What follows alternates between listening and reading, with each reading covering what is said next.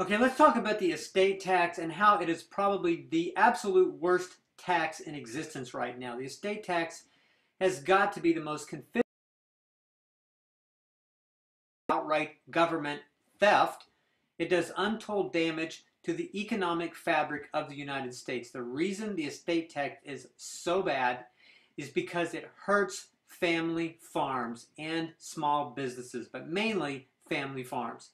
Family farms sit on expensive land, but the businesses, that is the actual farm, may not be all that profitable. However, when a family member dies and passes that farm on to their children, the children may have an extremely high tax bill, up to 55% of the value of the farm. And that rate would happen if we go off the so-called fiscal cliff. Now, when families that have these farms in their families for generations, when they have to come up with millions of dollars to pay off large estate tax bills, large agribusinesses come in and buy these farms, sometimes for a steal, just so people can turn around and give a bunch of money to the government and get absolutely nothing in return. Now, how fair is that? So here is the purpose of the estate tax as written at some liberal website called addictinginfo.org. Quote, historically, the estate tax has been a pillar of any progressive tax system, helping to curb perpetual inherited wealth from concentrating in the hands of a few families. Isn't that nice? Liberal progressives think they have some kind of right to other people's money. Why? Because they just get a wild thought one day and think that it isn't fair for people to pass down their wealth from one generation to the next. So who is it exactly that decides how much is too much? Who gets to decide who does and doesn't get to pass on their wealth? Oh, Congress? Or Obama or George Soros or Warren Buffett? They set an arbitrary number and we all have to abide by that? Got it.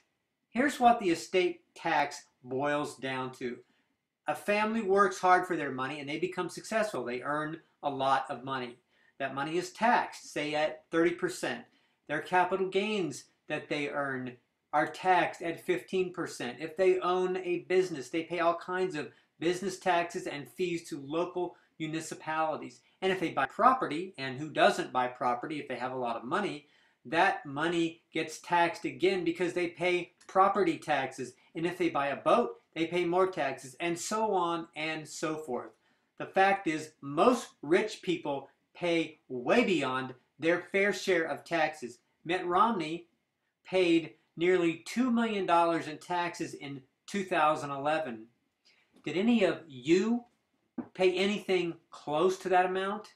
Did you?